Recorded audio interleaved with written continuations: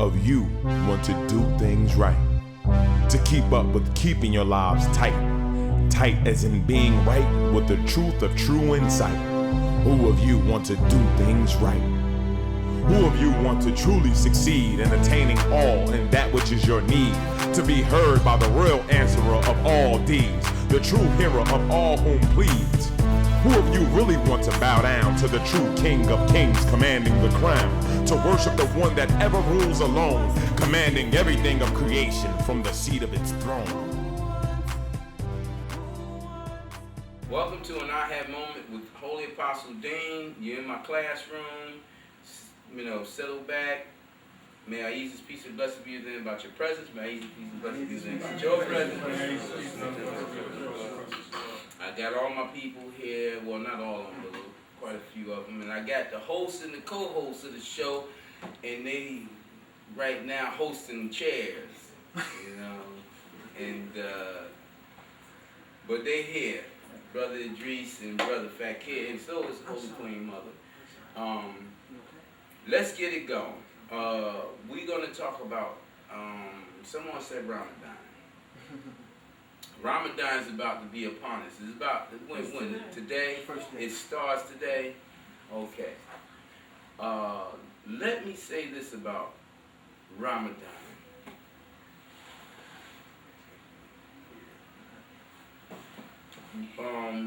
I was taught about the actual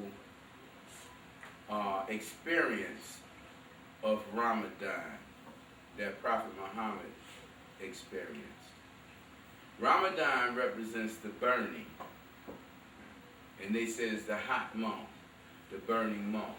People have a tendency that when Allah sends things down in words, people have a tendency to hold those words for a while and manipulate those words and change those words and then fashion those words to make it fashionable for times, And that's the way Ramadan became. The meaning of the word Ramadan. What happened with Prophet Muhammad during his Ramadan, during his burning, was the same thing that happened with Jesus with the Christ light. People don't understand. With light, there's fire. With fire, there's light. Would you include Moses in that as well? Yes, Moses with the burning bush. And I could also include, so many others that we only know about those stories. But they all have gone through those particular situations. But we have stories, we have histories that has been left for examples, something we can hold on to. The Christ means the crushing, the crusher, the purifier, the annihilator, and the reviver. Same thing comes in the light of Noah, in the Ramadan, in the burning. When I received the divine book of recitation, the same as Muhammad received the Holy Quran, I received the burning. I was burning up with the divine light and the divine fire that came with that light. The heat of that light burnt me to such a degree that I had to take off my physical clothing, my material clothing, after a period of time to receive the book because I was burning so hot from within. Every man received the divine law books, received that same type of thing. The Buddha, Siddhartha Gautama, received it. That's why he came up with that word, enlightenment. Enlightenment, long before Jesus walked earth. Because in that light, that divine light, you feel the heat, you feel the power, you feel the crushing. And when you become annihilated by it, you know yourself to be completely burnt up, dispersed. Well, in my physical happening, I was in such heat that I could smell my skin burning. I could smell the aroma of my skin. My family could smell it. And it was amazing to me. I didn't realize what was going on. All I knew, it was hot, and I knew that it came from the divine light. And during the winter months, I asked Allah. I said, "Oh Allah," I said, I'm so hot. I'm on fire. How much more of this can I take?" And Allah said, "I will hold some for you. But this is the divine light and the fire of my being, my essence, the spirit of my light of Christ, the spirit of Ramadan." He said, "This is how Muhammad burned.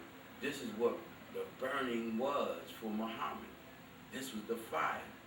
It said, "Do you think that in him receiving the Holy Quran in 25 years that it only came down during the 9th month?" And I thought about it. I said, "Oh no." It came down periodically for different time periods, but every time it came down, he was on fire. He was burning. That was his burning, Ramadan. You see? Now, in commemorating that period of time, they celebrated in the 9th month. The 9th representing the perfect man, or the perfection. The month of perfection. The 9th representing perfection. They celebrated in the month of perfection. Because if you think about the calendar of the Arabs, they go by the moon, I believe, or the sun. Moon calendar. And their months change all throughout the year. So sometimes that 9th month come at a cold period of the year. So they couldn't possibly be talking about the time of the year. You see? So in that Ramadan, you got the number of the perfection, and you had Muhammad's burning to bring down to man the perfect word, the perfect guidance, the perfection of Allah. So it has like a dual meaning. And man, in commemorating that, men after Muhammad's passing, because this didn't happen during Muhammad's time, after Muhammad's passing, or some years in the making of when Muhammad received it, I should say, it wasn't after his passing, but in the years of his receiving the book, Allah told him to celebrate this time period, to commemorate its giving this gift to Muhammad, as to where, because of man's need of Allah to be guided and perfected and saved and protected, that it would bless them for many things if they would fast away from their evils. Not just food. There's evil in food. There's poison in food. In all foods there's poison. But if you fast away from it, then that gives your body a chance to replenish itself, to help purify your physical being. And Allah indicated that it wanted you to purify your spiritual being, your mental being, your emotional being. So therefore, include your whole being in your celebrating of fasting in Ramadan. So many of us lose the way and miss the path about what that completely mean about fasting in Ramadan. And we get so tied up in our weakness for food that it has become a food thing. Ramadan, food, Ramadan, I can't eat, Ramadan, I'll be glad when it's over, Ramadan, let's celebrate that Ramadan's over, let's eat like pigs. You know? And miss the whole point of what the Ramadan of Muhammad was all about. It was about him fasting away from everybody and everything to receive Allah's word. In other words, taking his mind away from everything else and listening completely to the Lord El and receiving his word in the name of Allah. And expressing that word to the people. For 25 years, over a 25-year period, this occurred with Prophet Muhammad. Yes. Would you say that over the past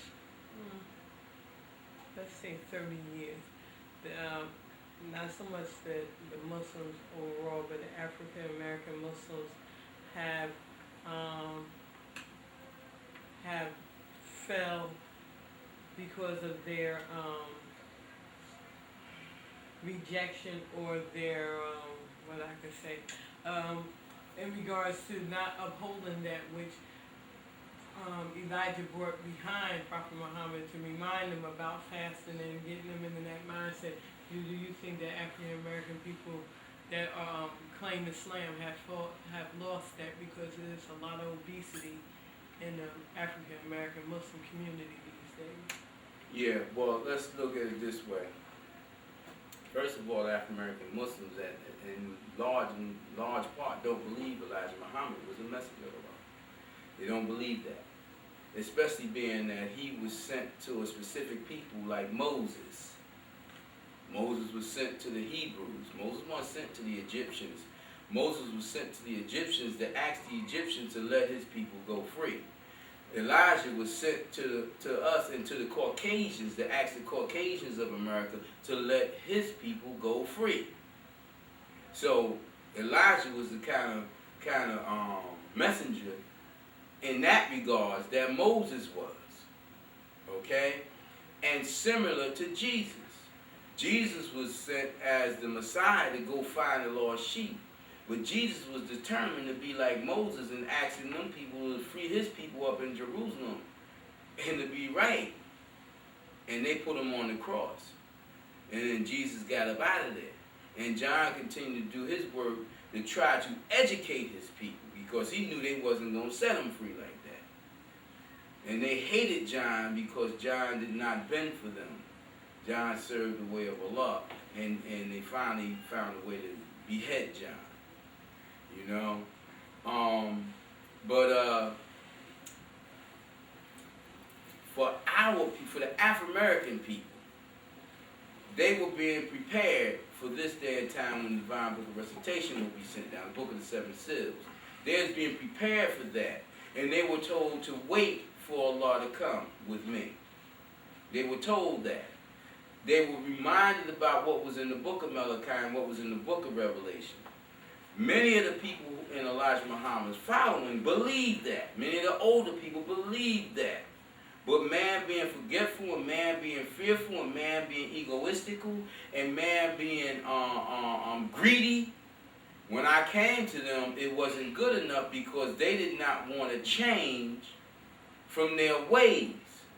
So they said, he can't be the one. It got to be somebody who was with us already. Not realizing that I had been with them from the very early years of my life, even though I didn't hang out in their parties. You see, that Allah had sent me long before that, but did not anoint me until after Elijah's passing.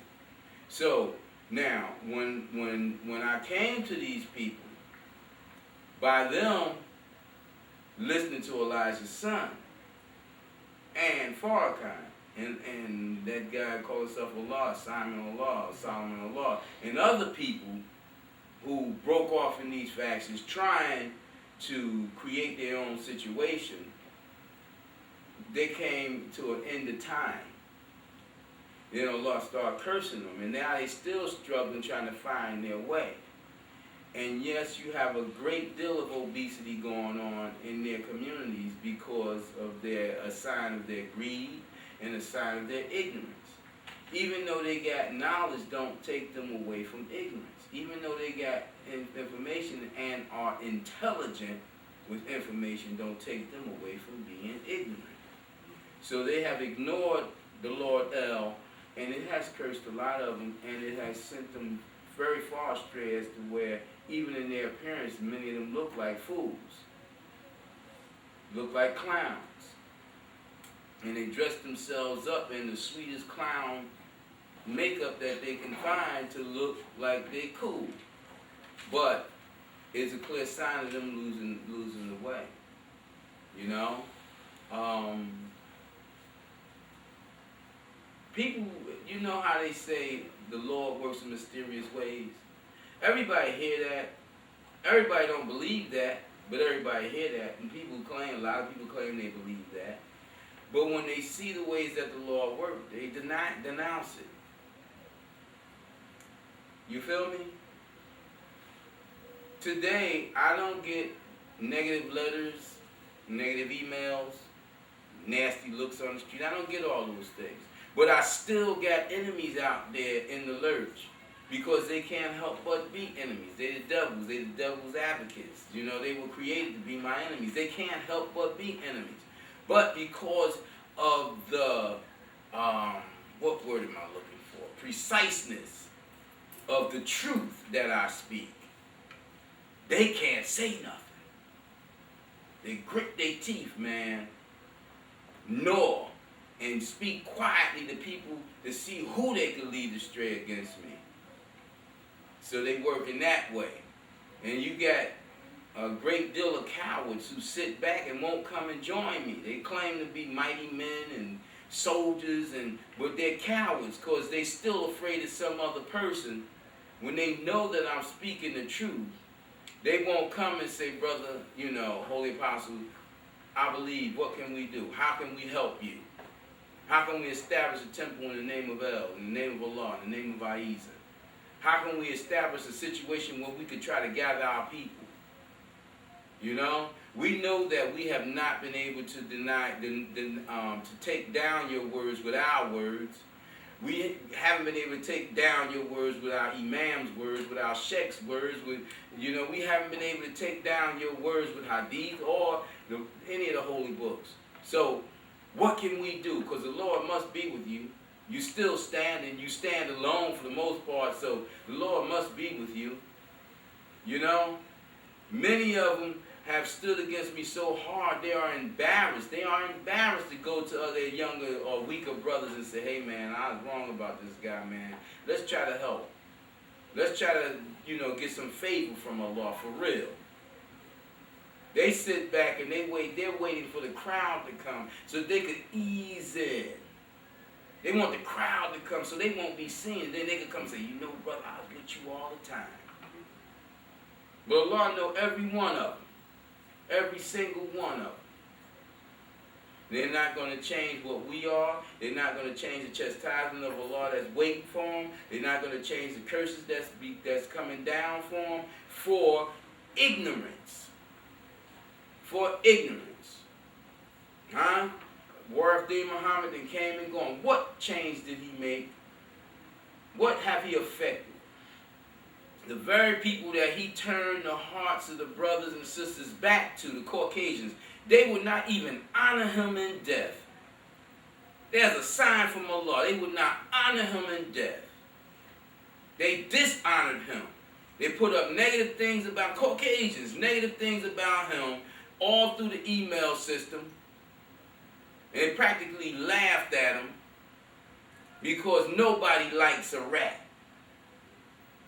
Regardless of what his followers think of him, regardless of what they want to act like this man brought to them, because he didn't bring nothing new to them. He did not bring no wisdom to them. He read things out of books and he brought that to them. He was studied and taught over in Egypt or Mecca or whatever. And he brought things that he learned, and they listened to him because he was Elijah's son. But he went and kissed the hand of the Pope and tried to turn everybody that way. Go kiss the hand of the government of these United States of America. People who still got us in slavery and refuse to set us free. Huh? We got this Mickey Mouse president. He said, may Allah be with this man. He said, I thank Allah for this man Obama. He thanked Allah. He put Allah on this man. Like this man representing Allah. And he called all his people to follow this man. Now what have this government ever done? We need this government. We need the military. We need the police. We need the protection. We need the Lord. We need the order. But we don't need their evil. That's all mixed up in this stuff that they do. See, that's where people get confused. They say, you talking hate, you talking foolishness. We need this. Yes, we need all those things. But we have a hard time. I was a state police officer. I caught hell from my own people for being it, trying to help them. I was the same as I am now, trying to help them. I caught hell for it. Because they so programmed. Hate the man in blue. Who gonna change that thing? You know? When we gonna start waking up, looking at the man, understanding the mind and the heart more so than the appearance?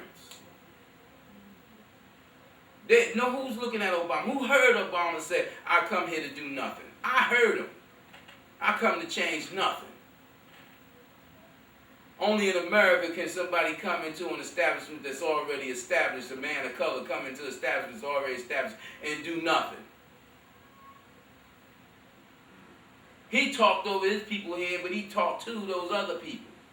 And then he went right into office and started telling them everything he was doing, just like the monitor that he is. I'm doing this. I'm about to walk down the street and do that. I'm about to walk down the street and do that. I'm about to go shoot some ball in Chicago. I'm about to do this, that, and the other. You know, well, I did this. Now, how many presidents you know explain themselves to the people like he did in the first year? What was that all about? I want you to understand that no matter what I do, I'm still following your orders. I'm still with this order. I'm still with this establishment. What has this establishment represented for us as a people? For the Native Americans as a people? For the people all around the world? What has this establishment represented? And again, I say we need the military, we need our government, we need the law and orders. We need those things. We need protection from the heathens out here that would just kill us if we didn't have it. But what has it represented in there within the divisions of their law and order? Why would we, A.H.A.D, be attacked by people from agencies when we're not anti-American, we're not terrorists? Why would we be attacked?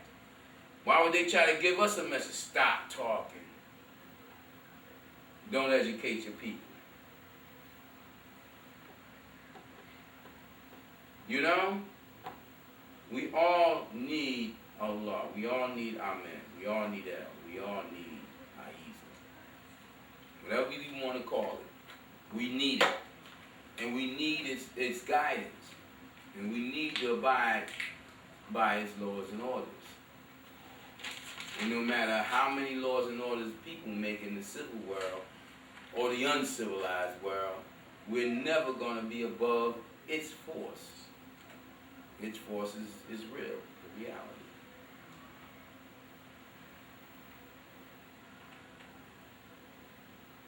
Anybody else? Another thing? Go ahead. Is it, how can I say, is it safe theory to, you know, when you look out at how Ahezaah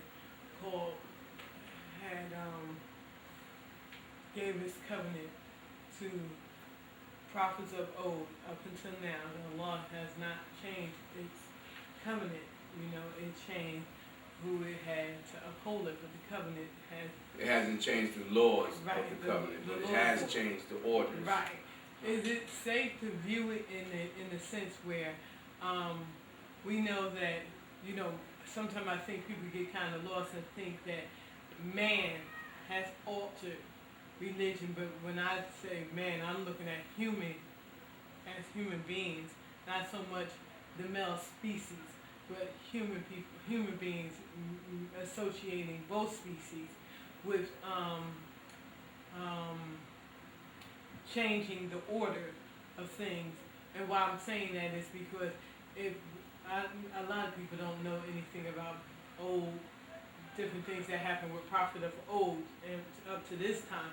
But if you look at society in this day and time, and you look at how many female children are born, the statistic of female children being born every year, and the statistic of male, you can see that there's an imbalance in regards to relationships. Okay, so we're getting ready to go on to pluralistic marriage.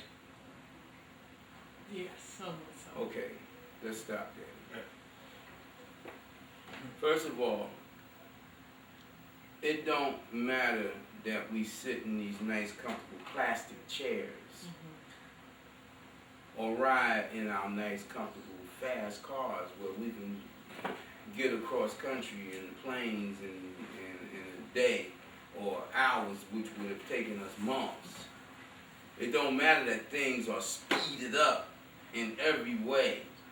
We're still human beings, the same as we were thousands, tens of thousands of years ago, hundreds of thousands of years ago. We're still the same human beings.